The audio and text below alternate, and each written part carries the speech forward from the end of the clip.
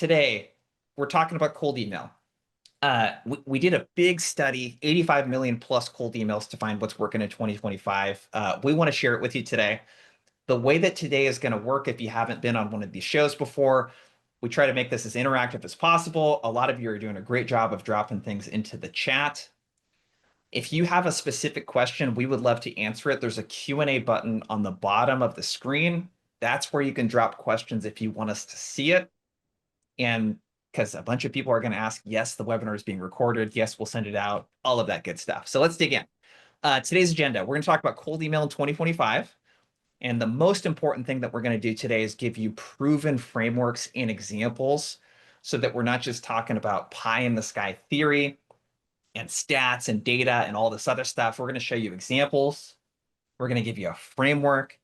And at the end, we're going to talk about how you can use AI to do a lot of the heavy lifting for you as well. So before we dig in, I want to thank our two sponsors, Orem and Zoom Info. Orem, I think one of my favorite things about Orem is two things. If you're running a virtual sales team, which most of us are these days, a lot of what our clients at Outbound Squad love is there's virtual sales force with Orem. And there's also this really cool feature called hot numbers. So it'll use AI to prioritize the phone numbers in your list that have a 20, 30+% pickup rate, because there's nothing worse than making an hour worth of calls and not talking to anyone. Zoom Info, if you haven't been in the loop, they do a lot more than data these days. So they have the entire go-to-market tech stack. I think one of the coolest things about Zoom Info's Copilot. So all of that intelligence sitting right in Zoom Info for your deals. You can ask it questions, all kinds of cool stuff. So go make sure to check them out. Let's introduce our guest today. We have Jonathan Mack, who is Senior Manager of Strategic and Enterprise Sales Development at Zoom Info. Jonathan, good to have you here. We have Armand Farouk, author and founder, 30 Minutes to President's Club, previous VP of Sales, BJJ extraordinaire. I don't know what else we want to add there, Armand. I'm a And very then confident blue belt. That's about all you need to know. very confident blue belt. And my name's Jason Bay. So if you're just seeing Outbound Squad and our stuff for the first time, we're a sales training firm. We've worked with your Shopify, your Gongs, your Zooms of the world, and every kind of startup in between. And the number one thing that we help with is top of funnel pipeline creation. So that's sending cold outreach, booking meetings, etc. Okay, one more quick thing before we dig into the content. Armand, Nick, and myself, we teamed up with Gong to look at 85 million data points on cold email. I went down in Orange County to spend time in person with those guys recording a course. And this week is launch week. So this is the only opportunity that you have to get $50 off. Like the course covers everything from email structure, messaging, sequence structure. It'll give you the blueprint on exactly what's working right now. We actually found through the data that a top rep books about 8.5 times more meetings than an average rep. So we'll drop the link here into the chat. Let me do that real quick. If you want to check out the course, go ahead and open up that page. We'd love to see you in there. We're going to share a lot of the findings from that course in the show today. So if you want to check it out, link in there. We'd love to see you on the inside. Okay, so before we dig in, I thought I'd kind of start high level with you two first. And Armand, I'll kick this first question your way. Cold email. Like you were a rep. I know it feels probably like a long time ago for us, but relatively speaking, wasn't that long ago. You were a sales leader. You've built sales teams from scratch. Like, how have you seen cold email really change and progress in the last 5, 6, 7 years? Is it harder? Is it easier? What's harder about it? If so, etc. So 6 years ago, when I got my first SaaS sales gig, which isn't that long ago, sequences were just getting hot at the point in Yeah. time. So a lot of people were going from like manually building sales for tasks to like a multi-step sequence, right? And when they first came out, it was literally like easy mode where you would be like drop 25 to 50 accounts into a sequence every single week. And my top SDRs would book 8 meetings a week, usually 4 over phone and 4 over email. And they would usually personalize the A tier accounts and then some of the B tier accounts, like some of the best contacts, and then like basically leave the C's alone. And the meetings would just roll in, right? And then Yeah. like two things happened. Number one, like everyone got really crafty with these sequence tools and started abusing them and just like took the volume to 100. And then with AI, the volume got taken to 10,000, where you could have these like robots sending 10,000 AI emails in a week off of 17 different domains so that they bypass the spam blockers. So between like trying to bypass the millions of other cold emails that you're seeing in a prospect's inbox and trying to bypass all of the fancy spam blockers, you are Yep. lucky today if 1 in 3 of your emails even gets opened. Like not Yeah. replied to, even gets opened in the first place. And so you're never going to win on the volume game anymore. Before you could win on volume, the volume game is dead. The machines have taken over the volume game. You're seeing a big shift towards a concept called the list is the strategy.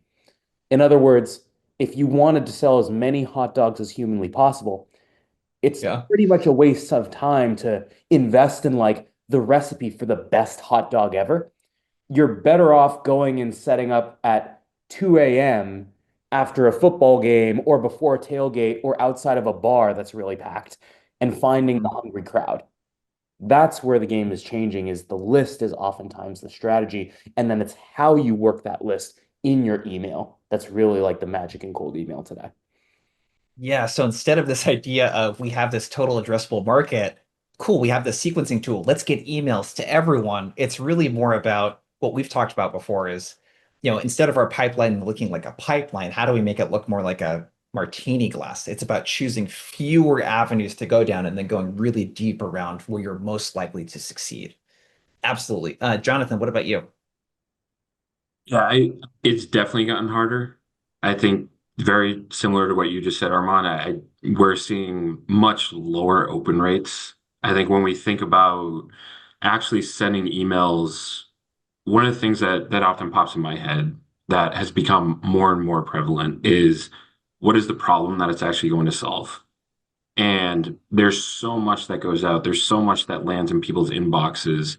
Every single person is receiving emails from anything from related to pets, to food, to business, etc. So with all these flooded inboxes, it's really just trying to understand what is actually going to help this person and I think that there's so many options out there. How do you stand out? The emails are being read less. They're being read for less time. So you're trying to get something that's really important to that person very quickly, which can be very hard to do over the email. So it's changed a lot. We used to write similar to what you said, Armand. The emails that we were sending out, they weren't great, but people weren't receiving as many. So we were seeing better open rates. We were seeing better response rates. Now, just with the access that everybody has to the different tools, AI, Jason, you and I have talked about this. It's have become skeptical about who's actually writing the email. Is Yep. it AI writing it versus a person writing it? So I think people are more prone to just delete things and carry on with their lives. So it's yeah, it has changed significantly. I think in not even just the last 5 to 6 years, I think even the last 5 to 6 months, we've seen it Yeah. changing a lot. So it's yeah, it's been interesting. We've been trying to be experimental as much as we can, but it's absolutely changed a lot. So let's look at the data. So, Armand, you actually work directly with the folks over at Gong on some of this stuff, but do you want to talk a little bit more about the study and what we're looking at here on the screen? Yeah, exactly. So a lot of times I've seen sales teams that went from booking, again, 4 meetings a week per SDR over email alone to they're booking like none or one per SDR. And so there are a lot of teams that are like, should we just automate email marketing team and like turn our team into a dial shop? And so we wanted to answer the question like, is cold email even like worth it anymore? And so the short answer is like, if you're average at cold email, it is a pretty massive waste of your time. So let's pretend that you have a couple reps, 3 reps, the average rep, the top 25% rep, and then the top 10% rep. Okay. And let's assume that all 3 of them send 1,000 emails over some period of time. Okay. The average rep is going to get like a quarter of those opened. they're going to get a fraction of those replies, so 19 replies, and they're going to get a literal 3 meetings off of 1,000 emails. For some teams, that is literally the equivalent of like burning through your entire book and booking 3 meetings.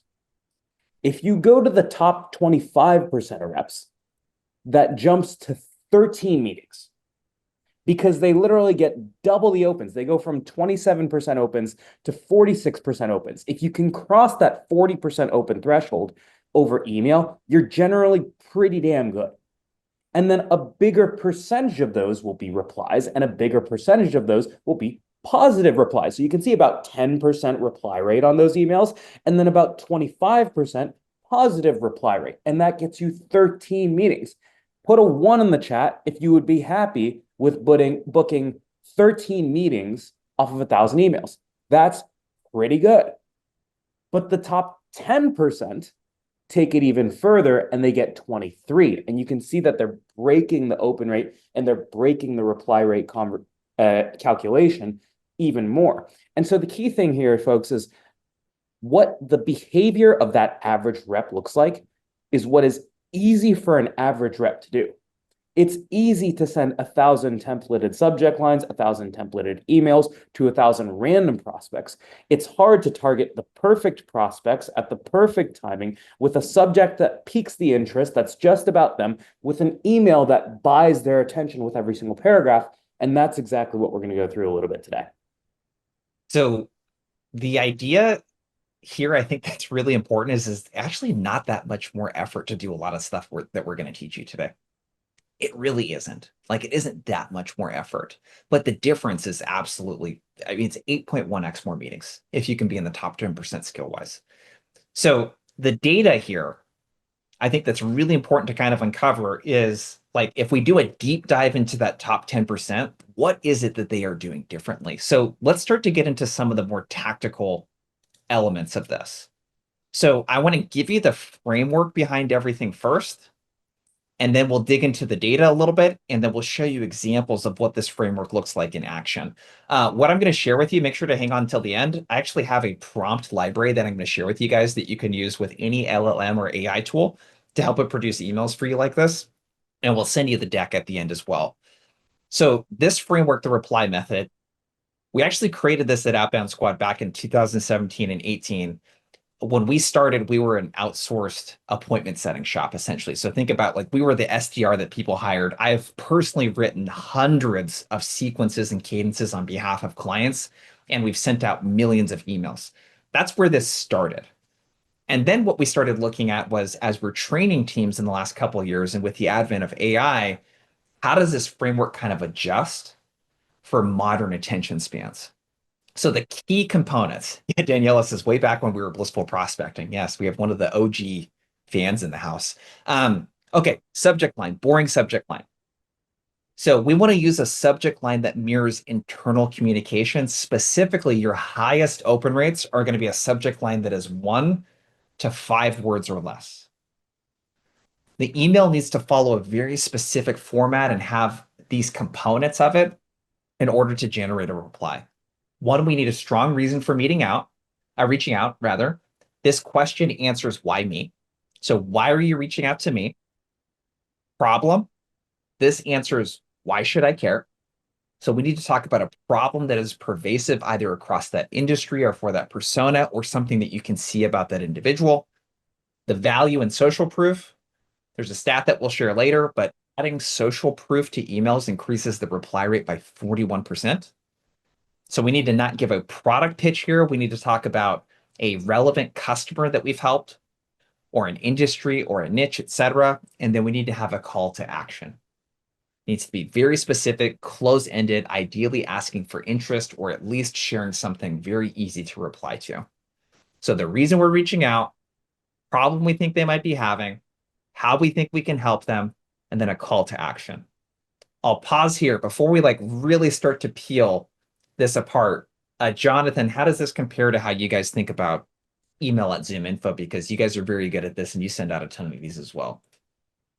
This is the exact framework that we really strive for. I think what's important to call out is the order in which you're going in, right? And when we think about the reason and what it says here is this is all about them. One of the things that I most Yep. commonly see people doing wrong is when they first reach out, it's all about me. It's me instead of them.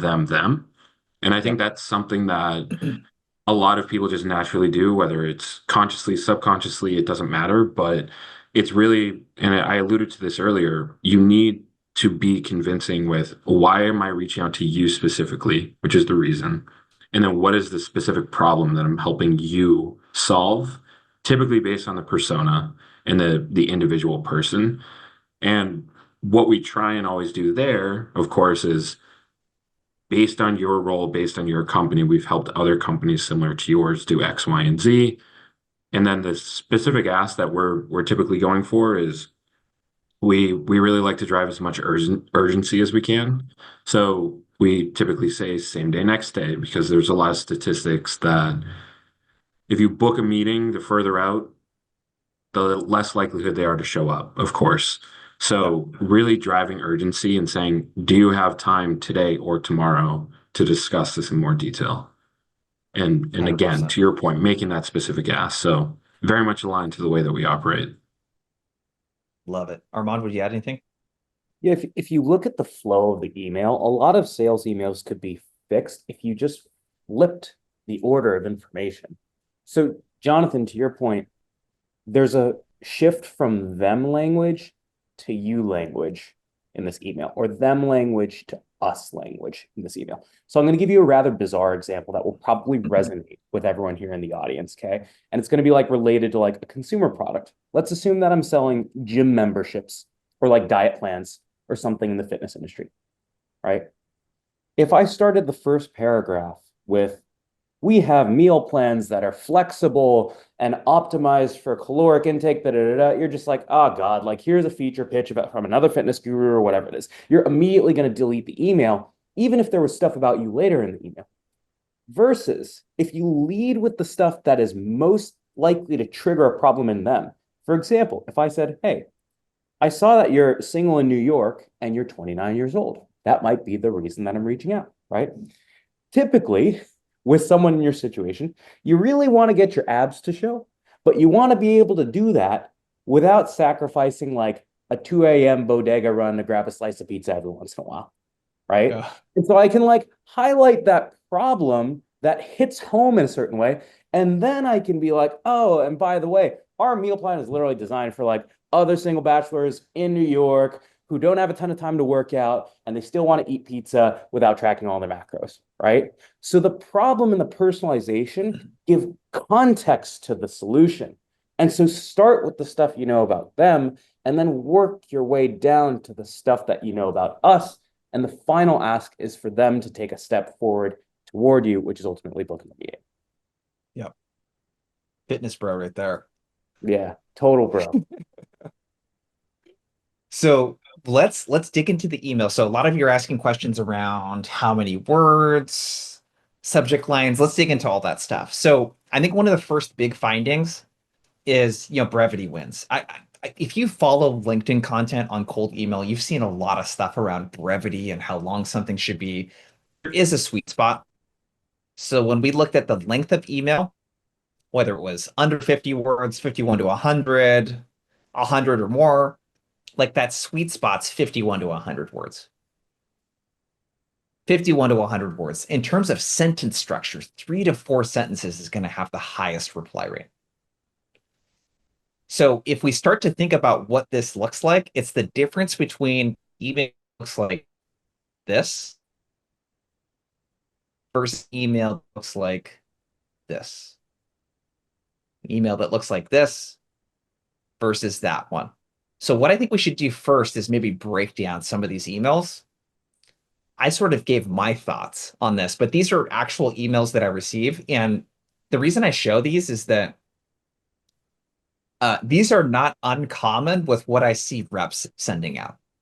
So you may not sell the same solution as this rep that sent me this email, but I see a lot of emails that have this style where, hey, I was recently reviewing your website. Oh, anyways, here's what we do. Big list of those things. our latest project, something 32%. I mean, I don't even know what this email is really about. But I kind of open it up, Armand and Jonathan, to you.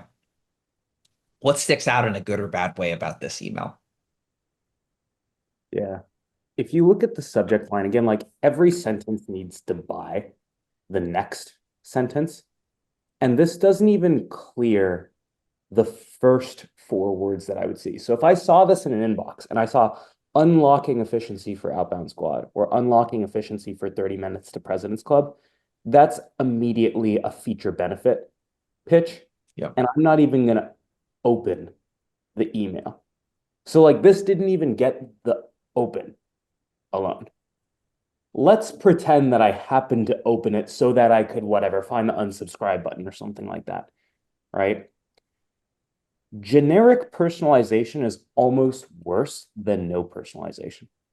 So, for example, generic personalization sounds like I was recently reviewing your website and noticed some areas where we might be helpful. Or I get this all the time where it's like, congrats on all the growth at 30 minutes to President's Club. Looks like you're up to good things. You might as well just drop into the problem you think they have instead of using fake personalization. So, like those two sentences alone, the subject line didn't get to open, and then the first line on personalization lost all of the trust. And at that point, I don't even care what's in the rest of the email. And there's other stuff to work on in the email. I don't even care what's in the rest of the email. I didn't open and I didn't have your trust. So it's not even worth me looking at the solution. 100%. Jonathan? Yeah, it's funny. I think you called it out. You both did. It's someone when you say it's like, hey, I took a look at your website. I'd hope that you took a look at their website, right? Like that is the bare minimum amount of research and personalization. I think, like you just said, Armand, it if it's all you're saying is, hey, I looked at your website, it's like, well, yeah, that's the first thing that you should do on any account that you work ever. To just have a very basic understanding. And then you mentioned this, Jason, that there's no real understanding of what they do. You get to that eventually, but how is that really going to be helping you? And it's what we talked about with the framework that you put together. It's we want to be immediately identifying why we're reaching out. The website is kind of a cop out, or it's not even kind of, it is a cop out. And then it's what is the problem that we're actually going to be helping? So we specialize tailored software solutions for businesses in your industry.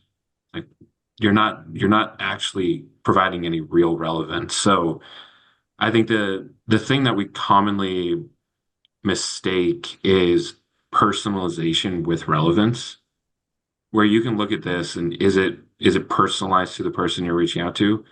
I guess, but is it relevant to them and what they're trying to do as a business? Is this relevant to your initiatives at Outbound Squad that I know are very can be challenging to identify, but there's nothing in here that creates any connection to you. And Armand, you said it. It's kind of it's a it's a cop out personalization, cop out relevance to create a relevant message. And you're right. I think the subject line, very first and foremost, is marketing written all over it. And I think that's something that we try and get away from is we are salespeople. We want to send emails that sound like salespeople versus sending emails that sound like marketing. Yep. 100%. And someone asked, what would it look like if we rewrote this email? I didn't rewrite this specific one in the slides, but that's what it would look like in the chat. Subject, AI account research. Hey, Jason, saw that you're helping reps use AI to book more meetings. Many sales traders find it tough to differentiate from other consulting shops and consultants. Blank company used our help to create custom AI agents to scale their training and create recurring revenue source. Worth a quick chat. Like that's something that would have got my attention right there. It's like you can create these custom tailored software solutions. That's great. How does that apply to me as a sales trainer or a consultant, though? Right? So I dropped that into the chat. This is a little bit more in line with what we're looking for. And this email is not perfect that you see here on the screen, but I wanted to pick real emails that I've seen that I was on the receiving end of. So like this is a great follow-up email. This is highly relevant when I received this because it was during tax season. right? The tax filing, that's something that looks like that could have come from my CPA. There's really simple personalization there. So you've been managing Outbound Squad for about 8 years, which often means your tax situation is more complex than it used to be. Yeah, it's gotten more complex, definitely. If I could help get the most out of your savings by optimizing areas like sales training expense deductions, client project costs, and employee development credits, would you be open to a chat? And again, this is not the most perfect email, but it's so relevant to me as a sales trainer. It's even got sales training expense deductions. Like there's an offer in this email to educate me. And it's super short. Anything in particular stick out to you two on this email?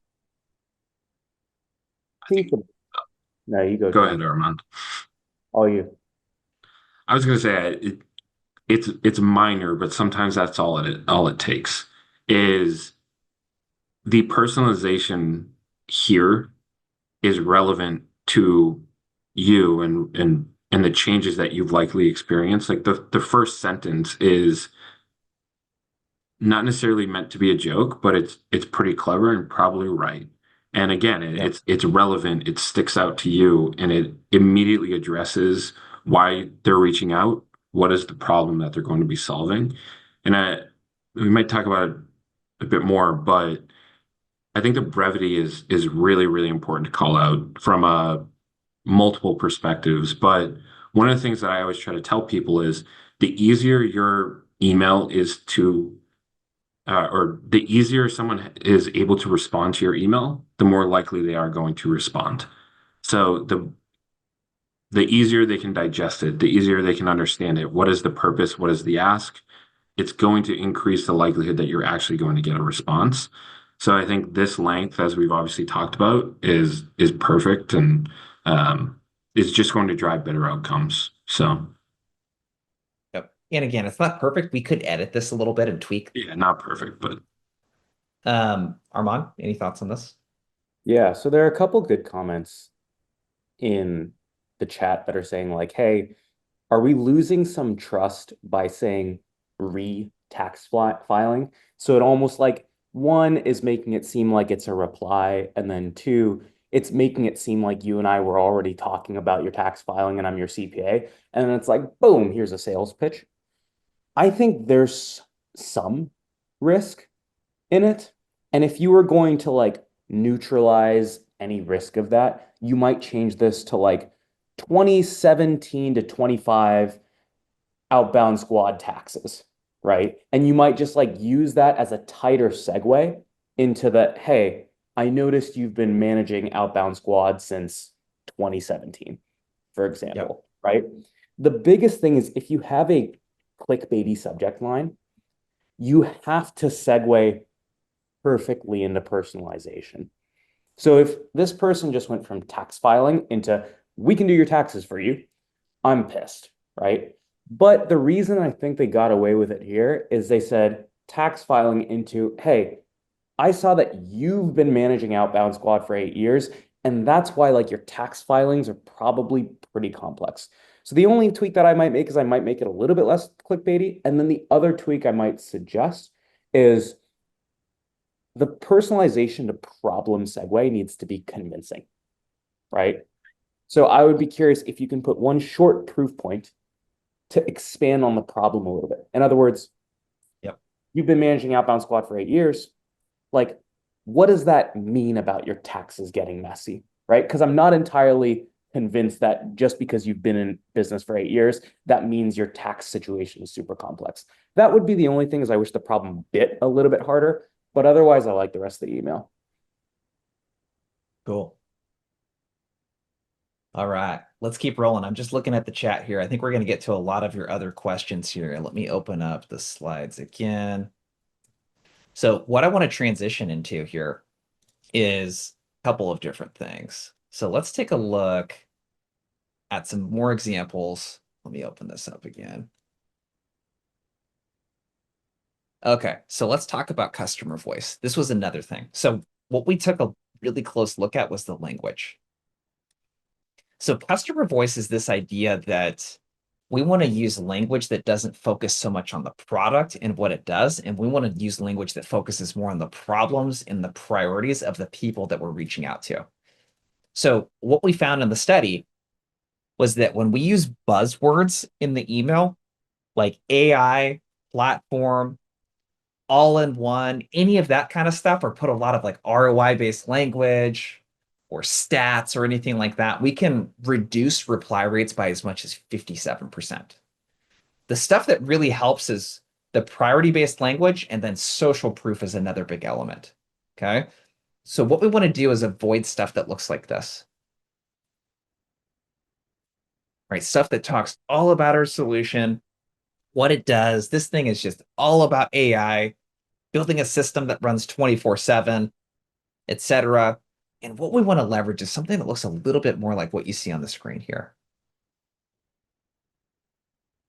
So you can see the email opens up with a really strong reason. So this is a company, for everyone to give context. They help companies run their clinical trials. So think about a company that comes out with a new medical device. They want to run a study to prove that it actually will lower someone's blood pressure, let's say. So there's a whole lot of organization that needs to happen around those studies. And typically people are doing that on pen and paper or spreadsheets. But you see the opening. Hey, saw that you just got FDA approval. It's very specific about the project. If you look at the subject line, it's very specific to that study. There's a great problem statement. Here's what we hear from clinical ops leaders. There's a great value and social proof statement there. Ultramics and Ned rhythms used are help to shorten startup timelines by, and then you have your call to action. Can I share how this could be helpful for you at Sophie? Let me know in the chat. What are you guys picking up from this email that you could perhaps use in your emails? What technique do you see at play? And Miguel is asking, clinical ops leaders tell us, who is us? Won't they wonder who is us? It's in your email signature, right? Who you are. You don't need to talk about yourself. It's in your email signature. It's in the email address. Like, people will look you up if they're interesting, right? Yeah, dropping social proof. There's a soft CTA. It's one-to-one. It's personalized. Armand, let's break this email down real quick. What are you picking up in this one that sticks out to you? Yeah. So I want to zoom in on those first two sentences again, just to give you a contrast from the email that we were critiquing earlier. So the first is, if you look at the subject line, it says phase 8 pancreatic cancer study. And I assume this is a company that just went through that or is about to go through that. And notice that this is a little bit less clickbaity than retax filing, but it still like hits me home. You know what I mean? And so I think this is a good example of a subject line that hits home and walks the line. Then if you go to the first paragraph, I think it was Morgan in the chat that was asking, like, if you're being asked to send emails at scale, how can you personalize without like reinventing the wheel in the entire email every single time? This email is actually a really good example of that. So I assume whatever product we're selling here, we are selling it to other companies that just got FDA approval. In fact, I would guess that this is like a personalization trigger for you to reach out to a company. That first sentence can apply to pretty much any company that just got FDA approval to proceed with some sort of clinical trial. And so the battle there is, you've now just got to find a list of 10 or 20 companies that got approved to do clinical trials. And now you can basically use that same like trigger template or that trigger first two sentences to personalize that email without rewriting it every single time. 9 times out of 10, you're pointing out the same 5 things in a good prospecting email. You're just doing it for different companies. And so like that's what you do, is you change the trigger for each company you reach out to, but the way that you cite the trigger each time can be pretty much the same sentence. So those are the two things that I would call out. Yeah, so John in the chat asked, how does this relate to my printing business? Well, the reason you reach out, I'm assuming if you go to websites, you probably would look for things that they might be printing in their marketing materials. Let's say it's a construction contractor that works with residential painting projects, and they post flyers and things like that.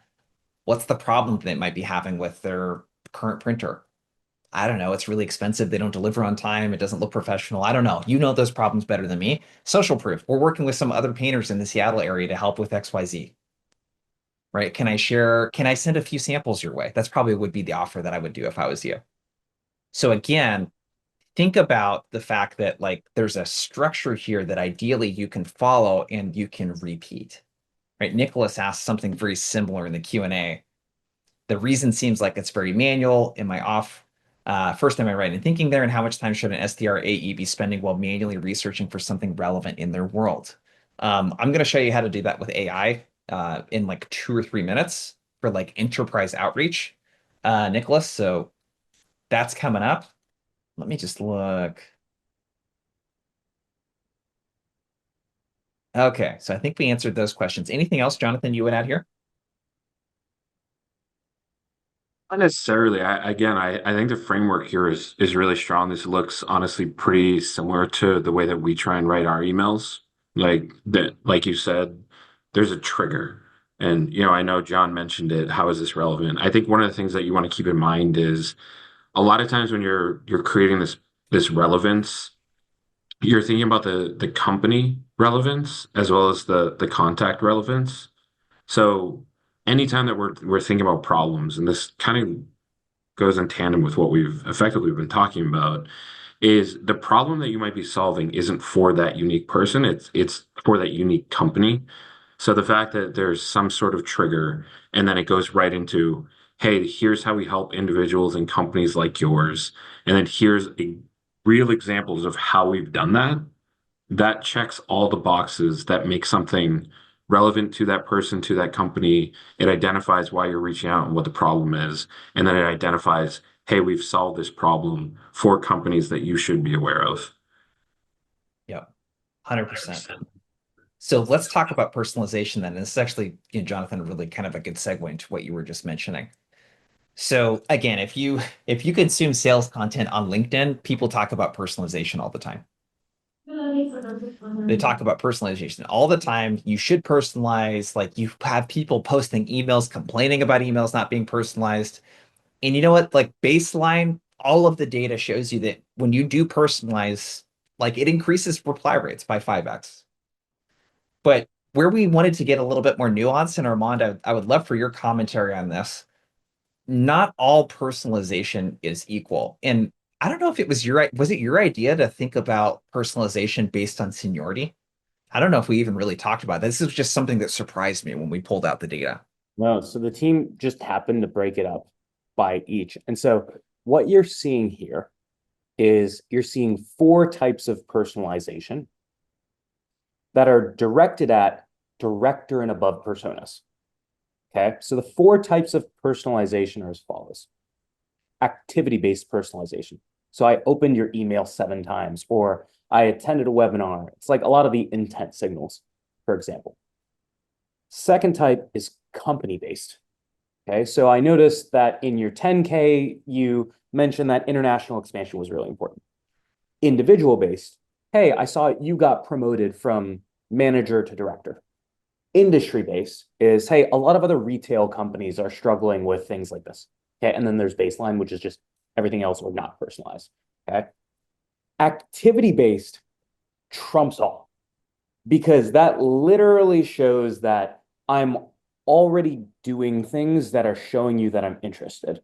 So whenever you have a stack of leads, if you can prioritize by the people who are already raising their hand through MQLs, through signals, through events, through opening emails, call them first or email them first. That's one. But then there's like a really interesting nuance that happens.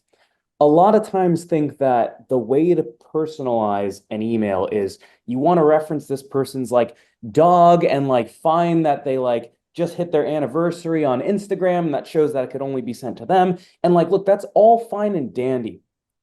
And that works better below the power line. That's one of the highest converting forms of personalization, below the power line, because a sales ops analyst might be really excited that you took the time to research them. But when you look at executive-based personalization, that company-based personalization outperforms the individual-based personalization by 50%. So the difference between 6 and 9% reply rate doesn't sound like a lot, but that is a 50% increase. And the reason for that is it's all fine and dandy if you know what my dog's name is, but who cares if you know what my dog's name is if you're not solving for one of my executive priorities, which is frankly what's going to determine whether or not I get fired after next quarter's earnings report. So executives value personalization based on company priorities, not based on personal tidbits and facts. And another way to think about this is a director plus is closer to the business outcomes. So we have to talk about stuff that's going on in the business.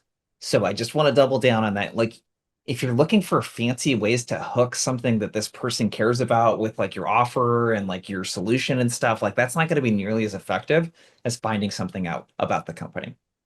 So the way that this looks in action is something like this. So this is for a client that sells an automated welding solution. It's both hardware and software as a service.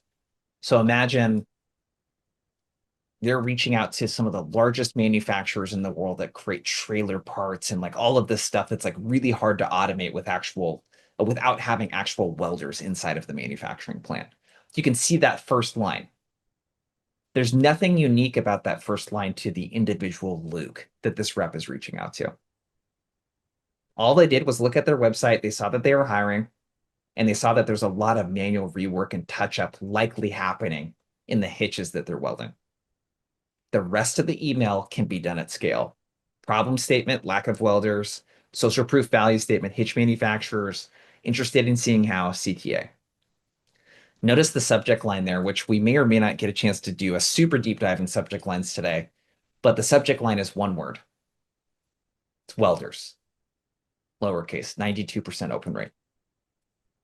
It is the thing that is most top of mind for everyone that they're reaching out to. So a great way to think about subject lines is what is the pervasive problem that everyone you're reaching out to within that little niche are likely having. So I'll open it up for you too. Any commentary on this email, anything you see that you like? This is another one that works at scale. Is I know there are a lot of people that, for example, they might be selling to salespeople, and you might say, hey, notice that you're hiring an SDR team or an SDR leader, or you have 3 SDR job postings. When I used to sell compensation software at Pave, it was usually, hey, notice that you're hiring a head of total rewards, or notice you're hiring a compensation analyst. And like that was one of our top 3 triggers. And to Jason's point, everything in the black can stay the same. And even that first paragraph is like, it's just the type of welder. It's MIG welders versus ABC welders. I don't even know what an MIG welder is, whatever. But you don't have to reinvent the wheel if you just know your best triggers or your best signals. Yep. I think it's a lot of the same that I said on that last email, and obviously what we talked about. It's the company based, and I'm glad that we looked at it through that lens because I think the personalization. We typically look at it VP, then directors, managers, and into ICs, and understanding what those people care about, and then being able to hammer that from an account level, a personal level is really important. So this follows a lot of that same framework.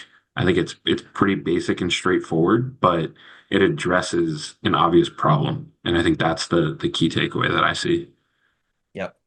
So one question that I want to address too, Morgan Pumford asked this. New to sales here, I find it cringy to say something like, I see you have been opening up our newsletters or downloading spec sheets off our site. It seems too big brother to me. Is this the best way to call it their activity-based actions, or is there another way? Armand, you want to take that one? Yeah, this is always a tricky one. So I've gone about this a couple different ways. So the first is if it's like attending a webinar, that's obvious, right? Like they know they're a webinar attendee. That's easy. The problem is, what do you do if someone is like opening your emails, for example? I feel like you've either got to just like lean hard into it or not. Okay. So especially if you're like the vast majority of people know that like their email tracking opens, there were whatever, they're like things that cookie you on the website and you have to click accept and all that stuff. And I would literally reach out to some people and be like, hey, I'm not gonna lie, I was looking you guys up and I noticed you were checking out our pricing page the other day. Here's why I think why you were doing that thing, and then drop into a personalized email. That's one approach. Yep. Just call it out. The other approach is, if you're not comfortable with that, is that's just your sign you should reach out to them. Calling out the fact that they opened 8 emails doesn't make them any more likely to book the meeting with you. That's just your signal to know that they're interested in the back of their head. So just open the conversation with a normal personalized email that's really, really well timed. For example, if you were hungry and you walked by a burger place, the burger place wouldn't look at you and be like, "You're hungry," right? That wouldn't do anything. The best thing they can do is just like give you the smell of the burger that like brings you into the Yeah. restaurant. You know what I mean? They know they're hungry. Yeah. They know they're interested. They know they've been opening your email 8 times. So you don't like really need to call it out. That doesn't do anything for them. Yep. The reason why you're reaching out is often different from the reason they would respond. So like a lot of these triggers, like opening up emails, visiting pages on the website, looking at a pricing page, that's just a note for you as a rep to direct your effort in that way. It's not necessarily something that you would call out. So go ahead, Jonathan. Yeah, I think that's a really important distinction, right? Is I would almost never tell anybody to say, "Hey, I want to give you a call because I saw you open my email." It's more so, "Hey, that's the right time to call." And even when they're downloading content, one thing that we've always found, somebody who fills out a form on your website for a free trial or pricing is different than somebody who might attend a webinar or download a piece of content.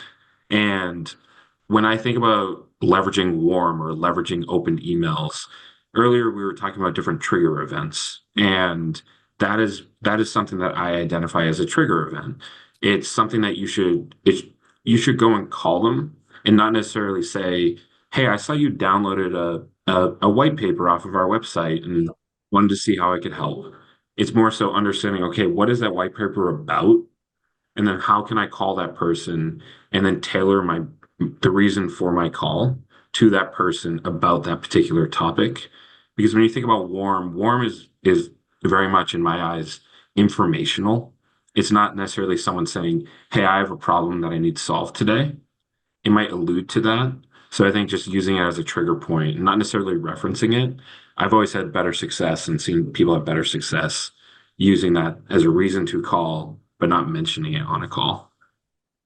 Yep, 100%.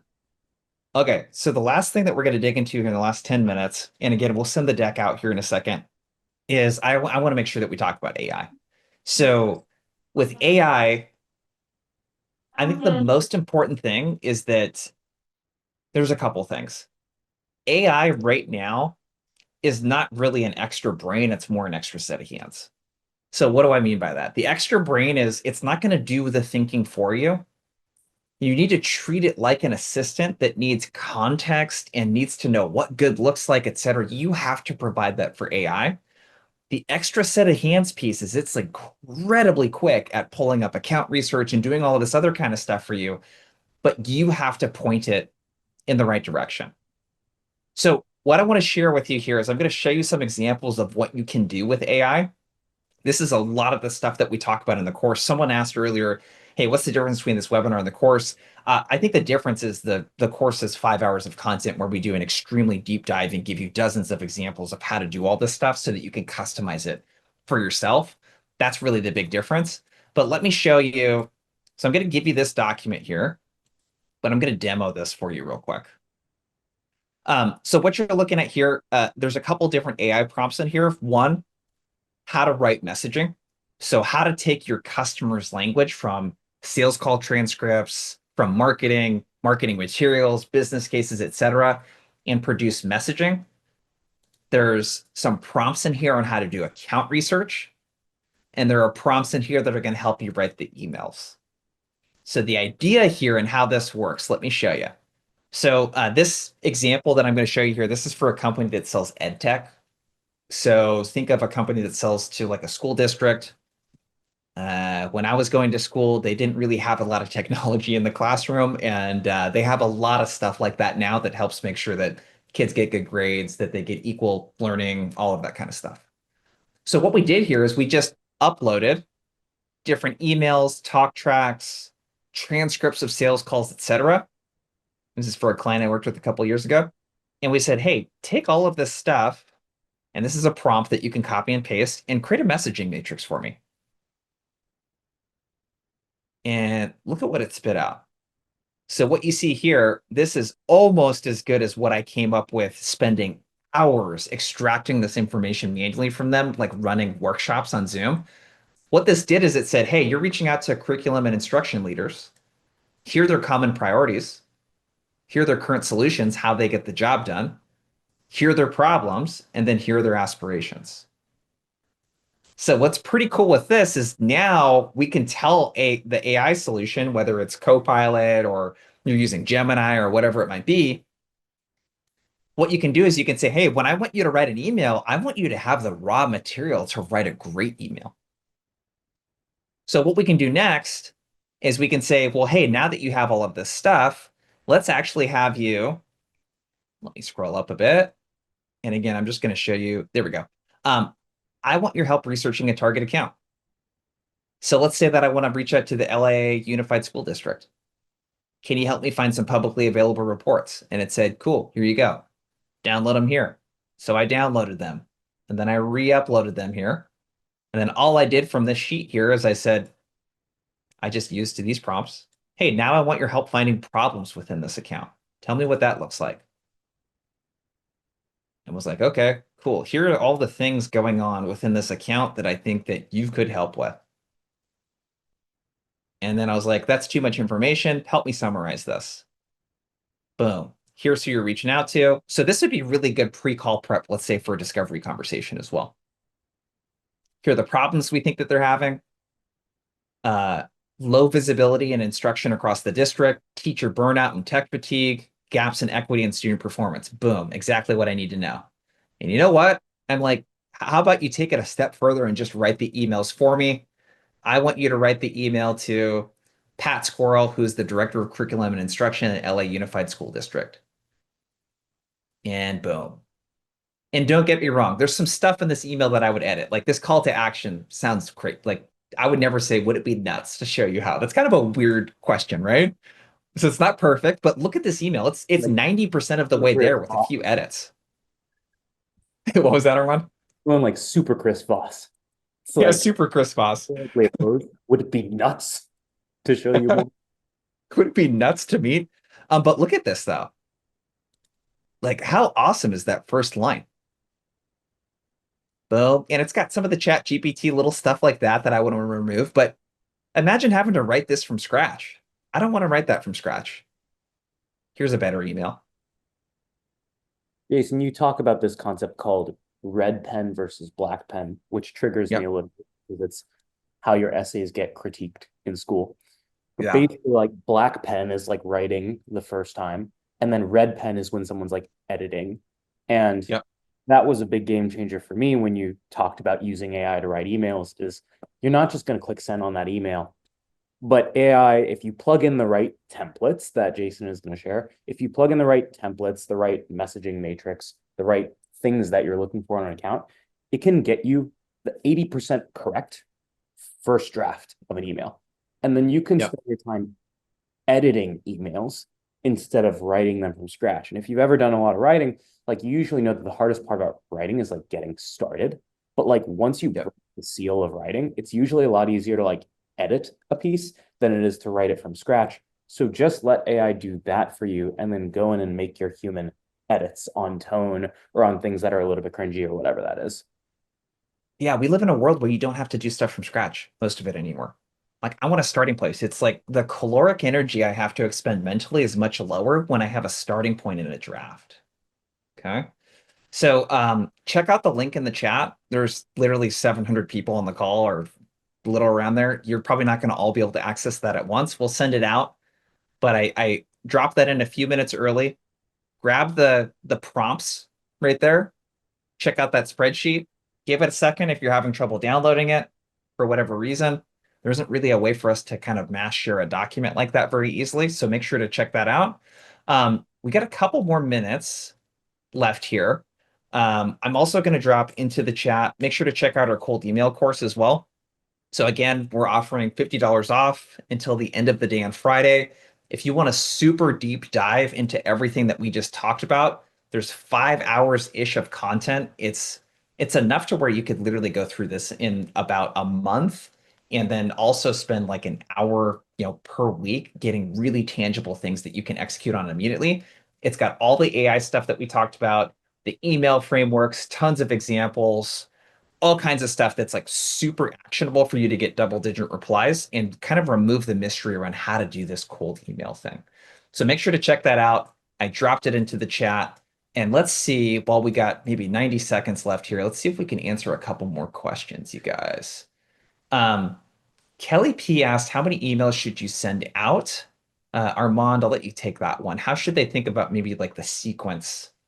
How many touches, all of that kind of stuff? Yeah. So there's Kelly, while I'm answering this, I would love to understand if you're saying in a week or to one given prospect. But in general, let's start at the prospect level and then we can like scale this up or down. Okay. So to one prospect. So that's an easier one. So Jason, you have this concept called the keep it simple sequence or the KISS sequence. Yeah. And it's basically a problem email plus two bump emails. Like that's one cluster of 3 touch points. And usually what you'll see is you'll see a problem email, 2 bump emails, new subject line, a problem email, 2 bump emails, and then new subject line. And then you might go through a third cluster where you do a breakup where it's like, hey, are you the right person? And then you might say like, hey, I'm going to leave these resources behind, reach back out in 60 days or something like that. Is there any reason that I shouldn't reach back out? Right. So you figure that's like 8 emails and you space those out over like 4 weeks. So usually like you can get away with sending around 2 emails a week, give or take. The key is you want to space that with touch points on LinkedIn and call in between. So for those first 2 clusters of 3, I would recommend going calls alongside every single email and probably go at least 5 calls. So your first 5 emails get 5 calls with voicemails that are pointing back to emails, right? And same thing with LinkedIn touches. I usually phase out LinkedIn after the 4th touch. So it's like connection request, initial introduction, maybe a bubble up, maybe one more bubble up, and then stop. So you in total get like 15 plus touch points, but only 7 or 8 of them are actually over email. Love it. Thank you, Armand. Jonathan, thank you as well, sir. That's all we got for you guys today. Love the engagement.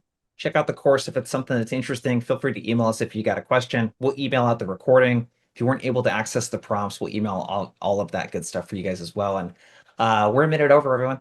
Appreciate the time. Hope you got a ton of value, and we'll see you soon. Thanks, Later. y'all. Thanks, everyone.